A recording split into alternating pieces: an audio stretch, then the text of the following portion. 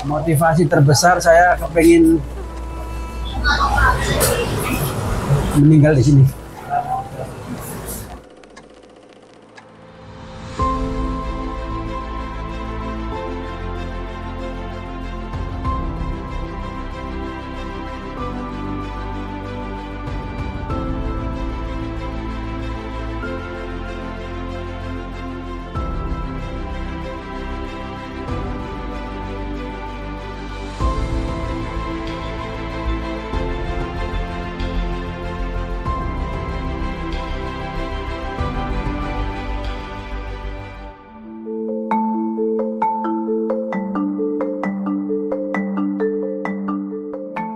Di Madinah, tempat kuliner bernama Medina Asian Restaurant rupanya sudah sangat populer, baik di kalangan pemukim maupun jemaah umroh dan haji Indonesia. Bahkan sejumlah pejabat negara dan artis Indonesia kerap mampir ke restoran yang berada di kawasan Jabal Uhud itu.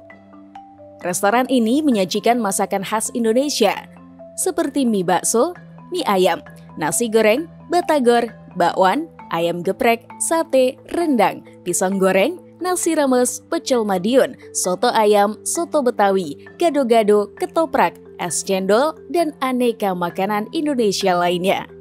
Seluruh masakan tersebut dijamin memenuhi cita rasa Nusantara sebab diracik oleh juru masak asal Cilacap, Jawa Tengah yang bernama Muhammad Sarwoni Thoyibi atau yang akrab disapa Abah Umar.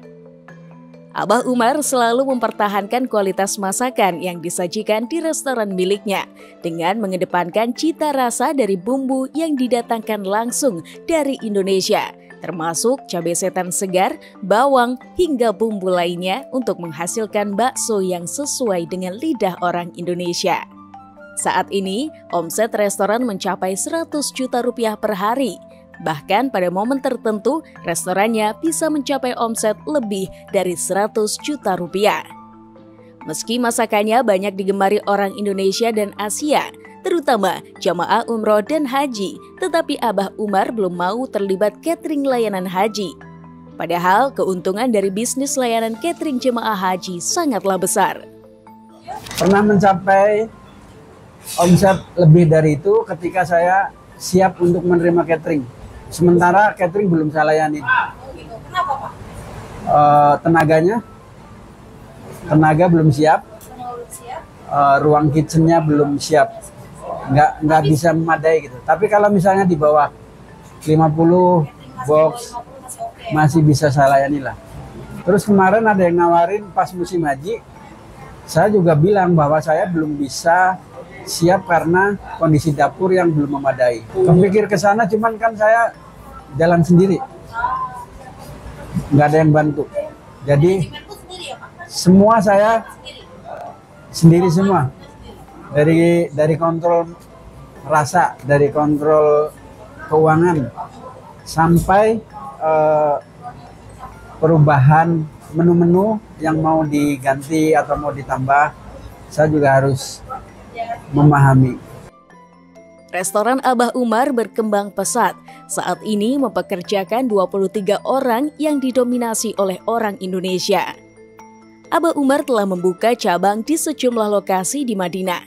Salah satunya adalah dekat pintu 338 Masjid Nabawi. Di tempat itu pula, warung Abah Umar banyak diserbu oleh jemaah Indonesia.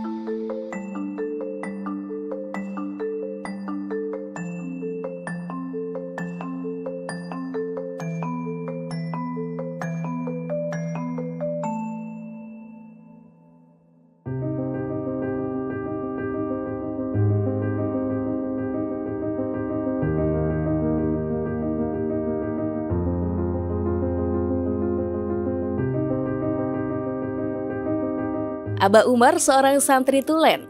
Ia pernah nyantri di Pondok Pesantren Mambaul Ulum, Desa Wringin Putih, Banyuwangi, Jawa Timur.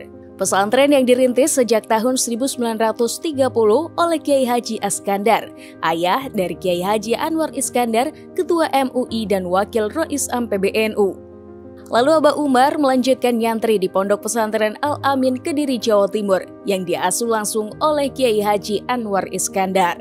Di pondok itu, selain belajar agama, Abah Umar juga kerap menjadi juru masak pondok untuk melayani kebutuhan makan ribuan santri di pondok tersebut.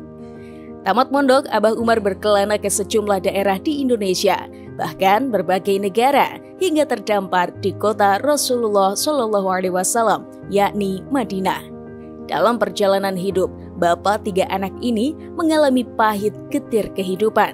Bahkan, Abah Umar pernah disangka orang gila karena memakai pakaian compang-camping. Ia tidak punya apa-apa, bahkan baju pun hanya yang melekat di tubuhnya. Saya jadi gila, saya jadi sengsara. Cuman saya tanya lagi ke ustadz-ustadz, harus bersabar. Bahwa ini ujian yang paling berat yang saya harus lalui. Gitu. Saya belajar sabar itu juga dari banyak orang yang pernah saya datang, dari beberapa guru yang saya silaturahim, yang mereka selalu mengajarkan sholat. Tapi belum pernah memberikan solusi memulai dari mana. Sholat, sabar. Namanya saya orang awam, kan saya bingung. Akhirnya saya berusaha sendiri lagi. Pelan-pelan, akhirnya saya menemukan bahwa ketika orang bermasalah, kayak mbaknya, kayak bapaknya, kalau bermasalah, pasti kan buntu pikiran. Nggak mungkin nggak.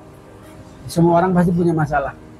Ketika orang cuman ngasih tahu cuman sholat dan sabar, itu nggak masuk akal. Nah, saya yang merasa di lapangan digembleng, sampai tidur di jalanan, sampai tidur di pasar, harus ngasih solusi, bukan hanya omong doang. Banyak jalan, karena semua orang satu persatu punya profesi, punya keterampilan. Jadi harus memahami, ketika mereka sharing harus memahami, lantas kita kasih minimal jalan biar dia lebih semangat lagi. Sebelum menetap di Madinah, pria yang sudah fasih berbahasa Arab ini pernah tinggal di kawasan Bintaro, Jakarta Selatan selama 30 tahun.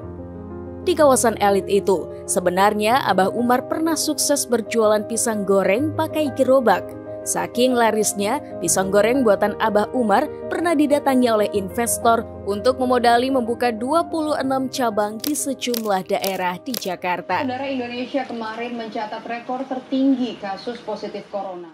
Sampai wabah COVID-19 datang melanda Indonesia, kebijakan pemerintah yang melarang kerumunan. Akhirnya, dagangan Abah Umar pun satu persatu bangkrut. Ia pun menganggur selama beberapa bulan. Selagi nganggur, ia hidup serabutan dan tidur di sembarang tempat, seperti di emperan toko, di pasar, dan sebagainya.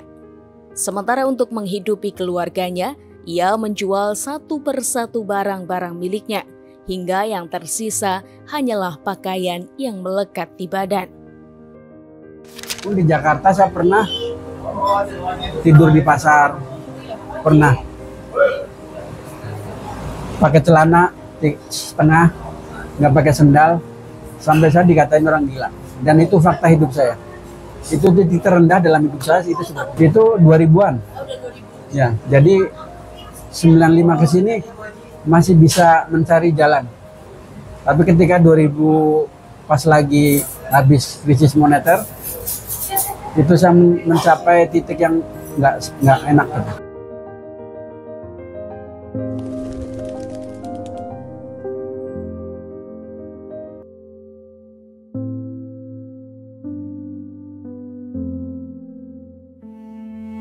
Setelah mengalami titik terendah, akhirnya Abah Umar memutuskan pergi ke Arab Saudi. Tujuan pertamanya, Mekah Al-Mukarramah.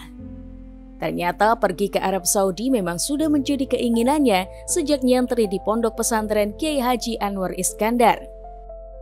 Saya mempelajari 3 kota yang dirindukan, antara Masjid Al-Aqsa, Mekah, sama Madinah. Setelah saya menanyakan orang-orang yang pernah ke Al-Aqsa, dan saya sendiri pun pernah tinggal di Mekah selama 3 tahun, bahwa Madinah itu beda. Dari hawa, dari orang-orangnya itu sangat damai, sangat sejuk. Nggak merasa bahwa di sini itu di luar negeri, nggak. Tapi ngerasa kayak relaksasi gitu. Jiwanya bisa tentram, orang-orangnya bisa diikuti dengan baik gitu. Walaupun di sisi lain, saya juga pernah dikasih tahu bahwa jahiliyah tertinggi di dunia itu Mekah Madinah. 6 bulan pertama di Madinah, Abah Umar lontang-lantung tanpa pekerjaan. Namun, ia tetap survive sampai bertemu dengan pengusaha travel kebangsaan Arab Saudi yang mengajak kerjasama mendirikan rumah makan masakan Indonesia. Tanpa pikir panjang, tawaran tersebut disambut baik olehnya. Abah Umar memulai usaha dari 3 orang karyawan dan terus menjaga kepercayaan dari pemodal. Sampai akhirnya, usaha kuliner makanan Indonesia maju pesat. Dari yang hanya 3 orang, kini memiliki 23 karyawan berasal dari Indonesia dan juga Bangladesh. Sekarang, terutama pada sore sampai malam hari, restorannya yang berada di kawasan Jabal Uhud cukup ramai pengunjung. Bukan hanya warga Indonesia, warga negara Asia lainnya seperti Malaysia, Singapura, dan Brunei juga kerap mampir di warung Abah Umar. Abah Umar membuka rahasia kunci suksesnya. Usai sholat fardu, ia mengamalkan doa-doa yang diijazahkan dari Kiai Haji Anwar Iskandar. Amalannya membaca sholawat 1000 kali dan mengirim Al-Fatihah untuk Kanjeng Nabi Muhammad, para ulama dan guru-guru serta orang tua kita. Ia juga rajin bersilaturahmi kepada guru, kiai sepuh, dan orang tua, serta mengikuti apapun nasihat dari para gurunya, meski kadang nasihat itu terdengar tidak enak di telinga, tapi ia sami'na wa ata'na. Kunci sukses lainnya adalah menebar cinta kasih. Hal itulah yang ia dapatkan selama melalang buana ke berbagai negara, yang membuat Abah Umar tabah dan kuat karena mendapat banyak cinta kasih dari orang-orang yang ditemuinya. Ia pun ingin menularkan cinta kasih kepada semua orang tanpa pandang bulu.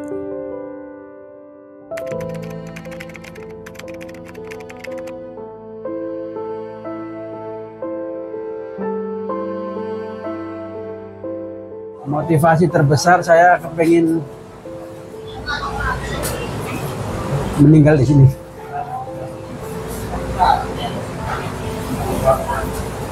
Karena setelah saya mutar dari beberapa negara, Madinah itu tujuan akhir hidup saya.